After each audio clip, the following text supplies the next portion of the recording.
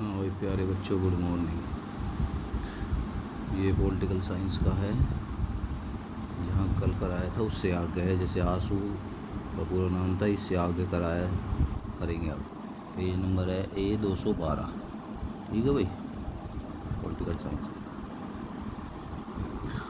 अब ये कह रहा है कि MNFM UGF के पूर्ण है तो मिजो नेशनल फ्रंट और यूनाइटेड वन पार्टी।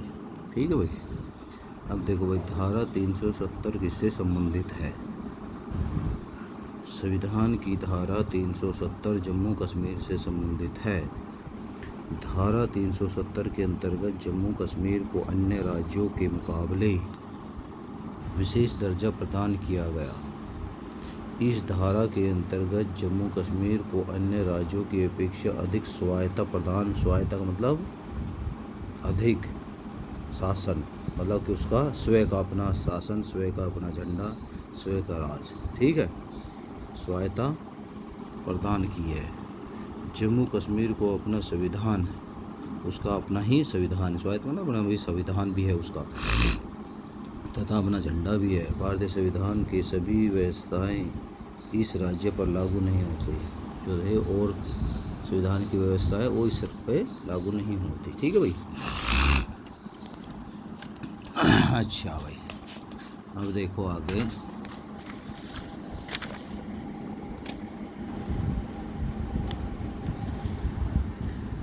कि 1980 में अकाली दल द्वारा की गई किन्हीं दो मांगों का उल्लेख कीजिए। नंबर 1, अकाली दल की कौन सी चंडीगढ़ को पंजाब की राजधानी बनाया जाए। दूसरा, देश के सभी गुरुद्वारे शिरोमणि गुरुद्वारा प्रबंधक कमेटी के प्रबंध में हो। अब DMK पार्टी के विषय में आप क्या जाना? DMK तमिलनाडु का एक महत्वपूर्ण क्षेत्रीय दल है। इस दल की स्थापना 1949 में चेन्नई में श्री सी अनुरुद्धाई ने की। द्रविड़ शब्द द्रविड़ जाति का प्रतीक है। मुनेत्र शब्द का अर्थ है प्रगतिशीलता, कस्म का अर्थ है संगठन। इस दल को DMK भी कहा जाता है। इस दल का जन्म मुख्य रूप से दक्षिण भारत में उत्तर भारत के बढ़ते हुए प्रभाव और ब्राह्मण जाति के विरुद्ध प्रतिक्रिया के रूप में हुआ था। ठीक है भाई। अन्ना DMK के विषय में आपके वो DMK या अन्ना DMK या ये DMK? अन्ना DMK तमिलनाडु का क्षेत्रीय दल है। राज्य में वर्तमान में इसी दल की सरकार है। 1972 के आरंभ में DMK पार्टी में फूट पड़ गई और अक्टूबर 1972 में DMK के कोषाध्यक्ष प्रसिद्ध फिल्म अभिनेता रामचंद्र ने अपना अलग दल बना लिया और उसका नाम अन्ना द्रविड़ मुनेत्र कड़गम रखा। बाद में इस दल का नाम अखिल भारतीय अन्ना द्रविड़ मुनेत्र कड़गम AIADMK रखा गया। ठीक है भाई।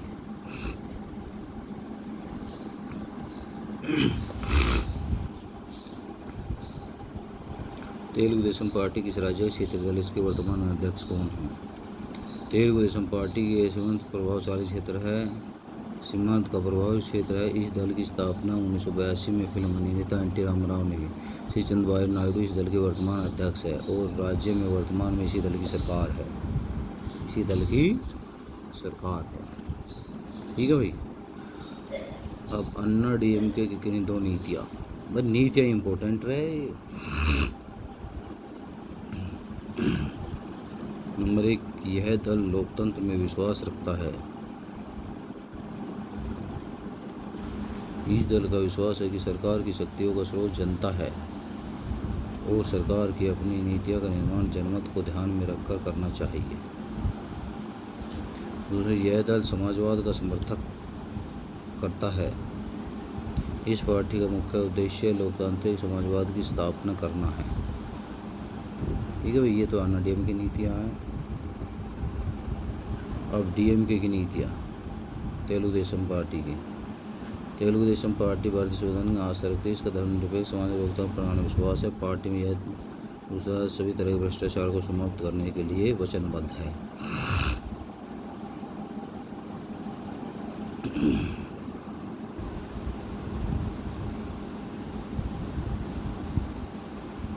काजी इलेदुर्ग दोरजे खागस्त्रपा कौन थे?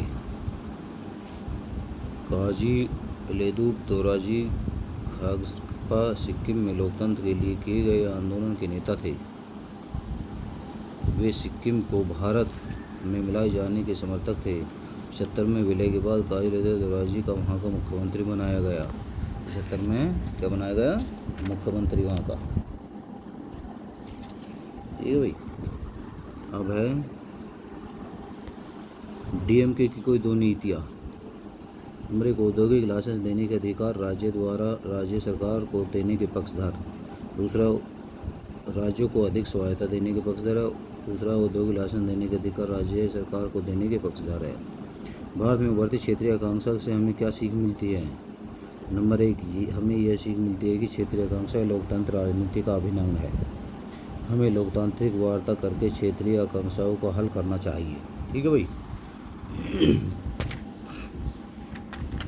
अच्छा, अब देखो भाई, ये है भारत में क्षेत्रवाद के कोई 4 कारण हैं। नंबर 1, आर्थिक कारण क्या है? क्षेत्रवाद को जन्म देने वाले कारणों में सबसे पहले आर्थिक कारणों को रखा जा सकता है। स्वाधीन होने के बाद जब देश में आर्थिक विकास का कार्यक्रम आरंभ हुआ तो उसके फलस्वरूप कुछ क्षेत्र तो बहुत अधिक विकसित हो गए, जबकि कुछ क्षेत्र बहुत अधिक पिछड़ गए। पंचवर्षीय योजनाओं के माध्यम से जिस क्रांति की अपेक्षा की गई थी वह नहीं हुई। राजनीतिक सत्ता का दुरुपयोग व्यक्ति विशेष द्वारा क्षेत्र विशेष के लिए हुआ।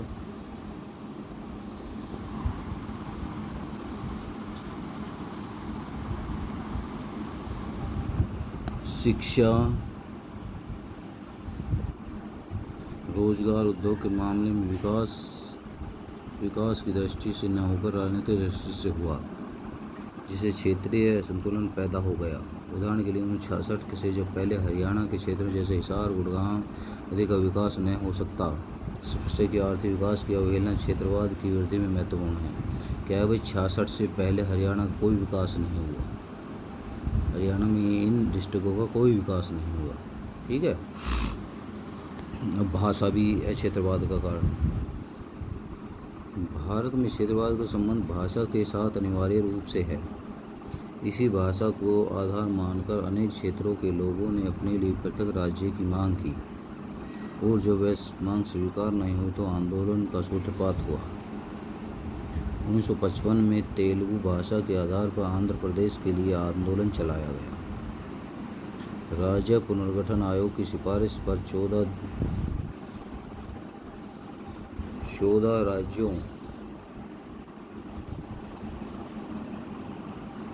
का गठन किया गया। उसका आधार भी भाषा ही था। इसी प्रकार महाराष्ट्र, गुजरात, पंजाब और हरियाणा की स्थापना में भाषावाद का आधार था। इसमें था भाई, इनमें भाषावाद का। अब सांस्कृतिक कारण क्या है भाई? भाषा के साथ संस्कृति भी अनिवार्य रूप से जुड़ी है। तमिलनाडु के लोगों को अपनी तमिल भाषा और तमिल संस्कृति पर गर्व है। वे अपनी संस्कृति को शेष भारत की संस्कृति से श्रेष्ठ मानते हैं, तमिलनाडु वाले। इसी कारण उन्होंने अपने राज्य भारतीय संघ से अलग करने की मांग, अपने राज्य को क्या कर दिया? भारत से अलग करने की मांग। जैसे मैंने बताया भाई, क्षेत्रवाद का मतलब यह है कि अपने आप को अलग करना, शेष भारत से अपना अलग देश बनाना। ठीक है। तो तमिलनाडु भी क्या कह रहा है कि भाई मैं भी अपना अलग भारतीय संघ से अलग रहूँगा। भारत क्या है? राज्यों का संघ है। अब चौथा पॉइंट है धार्मिक कारण। क्षेत्रवाद के विकास में धर्म की भी प्रधानता रही है, मतलब धर्म भी एक कारण है। उदाहरण के लिए पंजाब में खालिस्तान एक देश बनाने की मांग की है। पंजाब में खालिस्तान की मांग बहुत सीमा तक धर्म पर आधारित है। अगर भाई सारे सिख का एक देश होगा खालिस्तान, क्या होगा? खालिस्तान। तो यह भी एक मांग चल रही है। तो क्या क्या क्षेत्रवाद के कारण? आर्थिक कारण है भाई, भाषा भी है, सांस्कृतिक कारण भी है, धार्मिक कारण भी है, ये चारों कारण ठीक है भाई।